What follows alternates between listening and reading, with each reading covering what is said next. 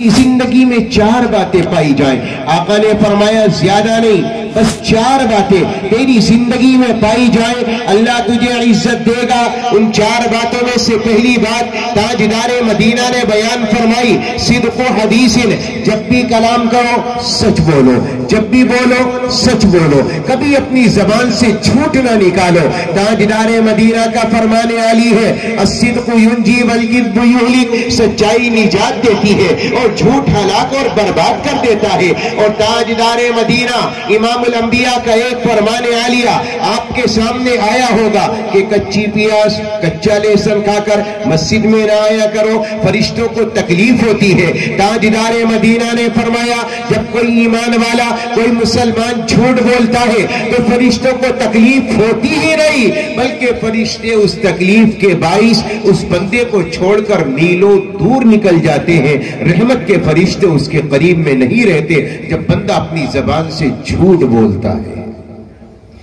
ताजदारे Medina तशरीफ ले जा रहे हैं, आपको आवाज आई, अस्सलामु अलैका या रसूल अल्लाह। आका ने पलट कर देखा तो कोई इंसान था ही नहीं, आप आगे चल दिए। आपको फिर आवाज आई, अस्सलामु अलैका या रसूल अल्लाह। आपने फिर पलट कर देखा, आप देखते क्या है, इंसान तो कोई नहीं है, लेकिन हाँ एक लकड़ी के खूंटे से एक हरनी बंधी है। ताजदारे मदीना ने देखा, इमामुल अंबिया उसके करीब में आए, फरमाया क्या तूने मुझे पुकारा? फरमाया हाँ आका, मैंने आपको आवाज दी है। फरमाया क्या कहना चाहती है? या नबी अल्लाह, आपका सहाबी मुझे पकड़ कर ले आया, मैं तकदीर पर राजी हूँ, अल्लाह ने जो फैसला मेरे लिए किया है मैं उस पर राजी हूँ, मुझे कोई शिकवा नहीं, मुझे कोई शिकायत नहीं, मुझे ज़िबा कर दिया जाए, मुझे मार दिया जाए, मुझे कोई इस पर शिकवा नहीं है। लेकिन आका, जब आपका सहाबी पकड़ कर लाया, मेरे बच्चे पहाड़ में भूखे थे, या नबी अल्लाह मैंने आपको पुकारा इसलिए है कि आप अपनी जिम्मेदारी पर मेरी रस्सी को खोल दो, मैं जाऊंगी अपने बच्चों को दूध पिलाऊंगी और दूध पिलाकर वापस चली आऊंगी, वापस आएगी, इसकी क्या गारंटी है? अब जो उसने जवाब दिया है जरा अपने दिलों की तख्ती पर लिख कर ले जाना। वो हरनी कहने लगी, या रसूल अल्लाह, अगर मैं आपसे झूठ बोल कर जाऊं और मैं जाकर वापस ना आऊं, अल्लाह मुझे जहन्नम में डाले जिस इंसानों को जहन्नम में डालेगा।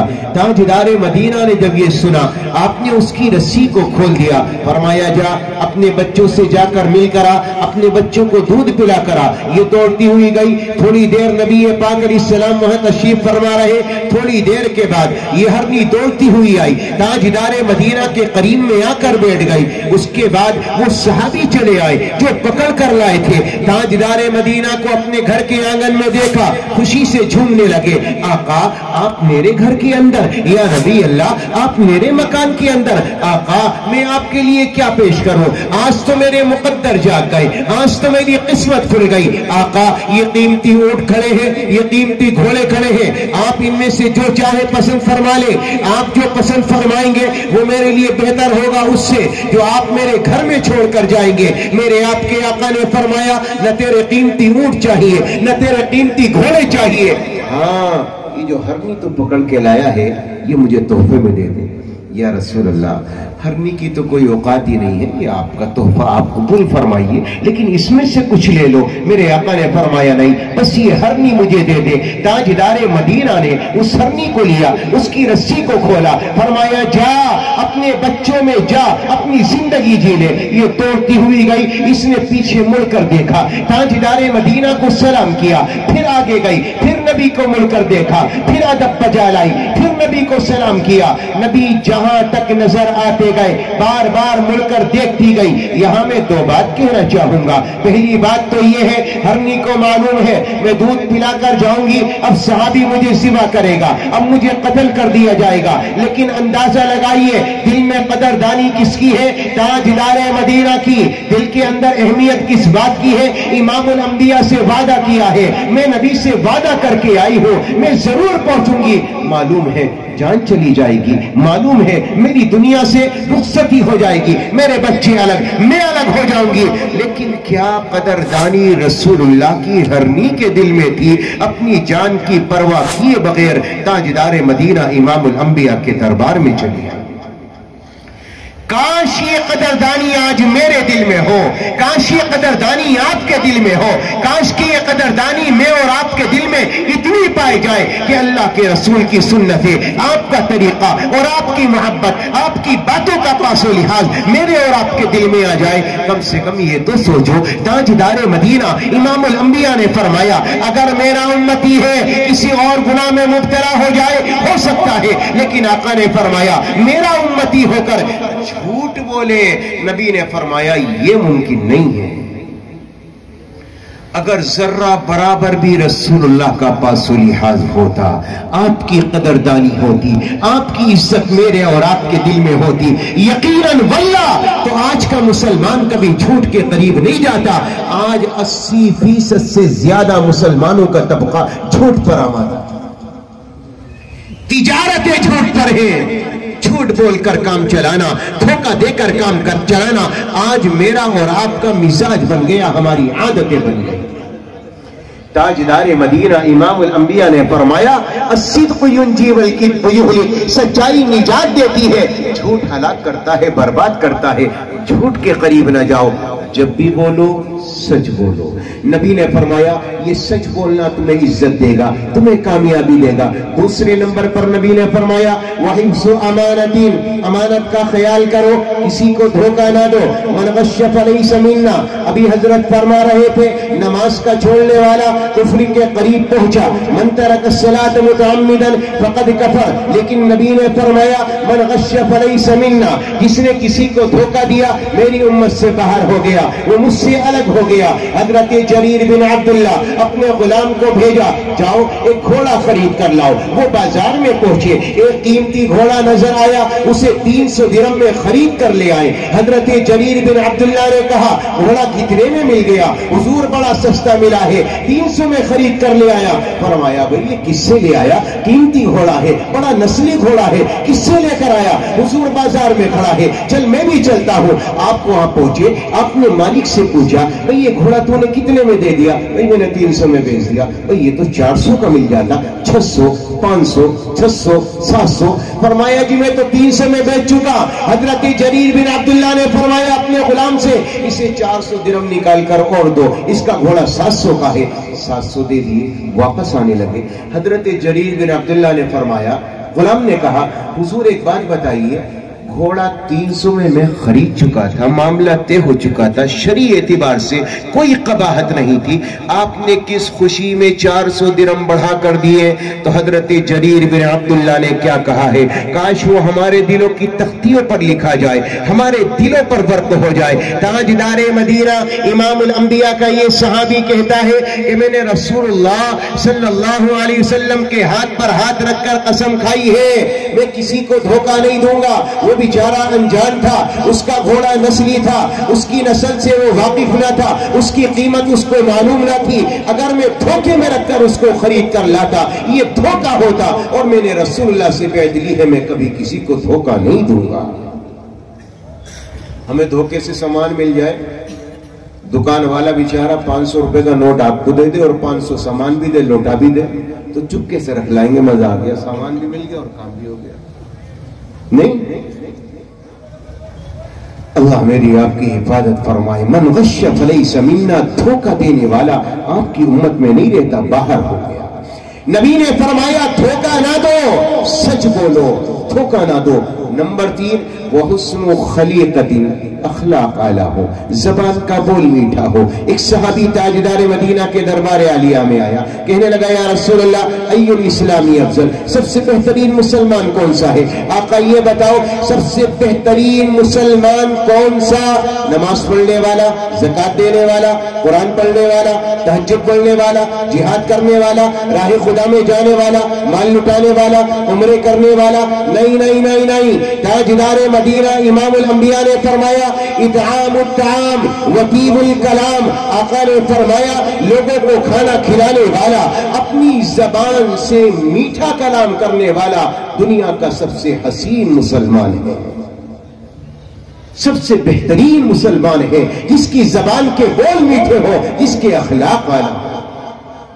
ताजदार मदीना ने फरमाया कल क़यामत का मैदान होगा, मैं लोगों के लिए गारंटर बन कर आऊंगा। सहाबा ने मालूम किया, या नबी अल्लाह आप किसके लिए गारंटर बनकर आओगे? अना ज़ईमुन, मैं गारंटी लूंगा जन्नत के बीच में, बीच सेंटर में सबसे बेहतरीन जगह, सबसे आला जगह, सबसे अरफा जगह एक महल लेकर दूंगा। या नबी अल्लाह ये महल किसको लेकर दोगे? ताजदार मदीना ने फरमाया लिमन हस्सना खुल्कु, जिसने दुनिया की जिंदगी में अखलाक को आला बनाया, अपनी जबान के बोल को भी मीठा बनाया। ताजदार मदीना फरमाते हैं दुनिया की जिंदगी में जिसके अखलाक अच्छे होंगे, जिसके अखलाक आला होंगे, कल क़यामत के मैदान में मेरी जिम्मेदारी है जन्नत के बीच में महल लेकर दूंगा। अब समझने वाली बात यह है कि हमारे अखलाक कहां बिगड़े हैं। बाहर वालों के लिए बहुत अच्छी अल्हम्दुलिल्लाह, बाहर आएगा ना निकल के तो झुककर सलाम करेगा। पड़ोसियों को छोड़ दो, पड़ोसियों की बात नहीं कर रही मैं, पड़ोसियों से बाहर निकल जाओ, गली से बाहर आ जाओ, अब गांव में आ जाओ, गांव से बाहर निकल जाओ, क्या अखलाक है साहब।